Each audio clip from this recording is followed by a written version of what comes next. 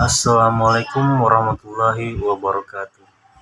Yang saya hormati para muslimin dan muslimat yang dirahmati Allah Subhanahu wa taala. Alhamdulillahirabbil alamin. Wassalatu wassalamu ala asyrafil anbiya'i wal mursalin wa ala alihi washabihi ajmain, amma ba'd. Hadirin yang dirahmati Allah, pada kesempatan yang mulia ini izinkan saya menyampaikan sebuah tema yang sangat penting dalam kehidupan kita sebagai seorang muslim, yaitu tentang taubat dan keutamaannya. Allah Subhanahu wa taala berfirman dalam Al-Qur'an surah At-Tahrim ayat 8. Wahai orang-orang yang beriman, bertaubatlah kepada Allah dengan taubat yang semurni-murni. Muslimin dan muslimat yang dimuliakan Allah, ketika kita berbicara tentang taubat, sesungguhnya kita sedang membicarakan tentang fitrah manusia. Tidak ada seorang pun yang terbebas dari dosa dan kesalahan kecuali para nabi dan rasul yang telah Allah jaga dari perbuatan maksiat.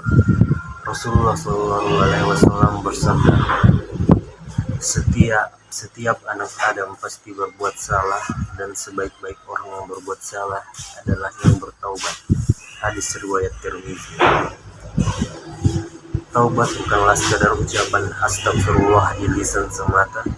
Taubat adalah sebuah perjalanan spiritual yang mendalam, sebuah proses transformasi diri untuk kembali kepada Allah dengan sepenuh hati, menyesali perbuatan dosa yang telah dilakukan, dan bertekad kuat untuk tidak mengulanginya kembali.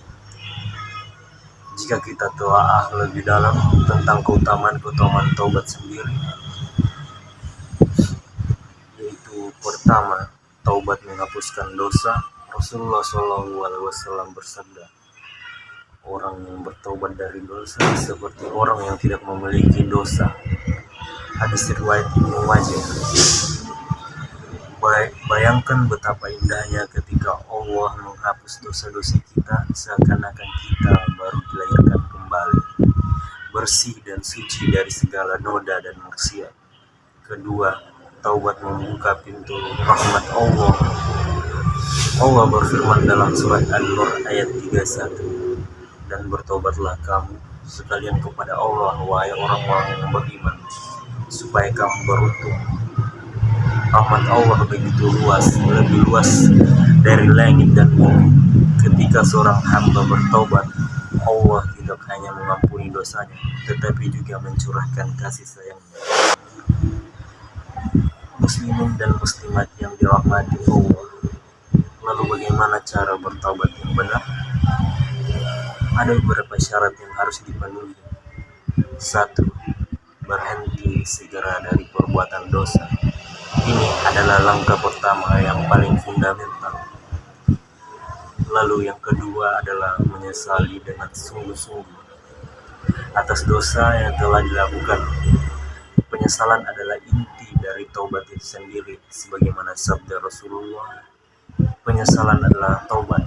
Hadis riwayat Ibnu Majah. Yang ketiga adalah bertekad kuat untuk tidak mengulangi. Tekad ini harus dibangun sekuat mungkin, meskipun di kemudian hari mungkin kita terjatuh kembali dalam kemaksiatan. Lalu keempat, meminta maaf kepada orang yang telah kita zalimi jika dosa tersebut berkaitan dengan hak-hak manusia. Ini adalah syarat yang sering dilupakan. Taubat tidaklah sempurna jika hak-hak manusia belum dipenuhi. Lalu yang kelima, melakukan taubat pada waktu yang tepat, yaitu sebelum datangnya ajal dan sebelum terbitnya matahari dari barat.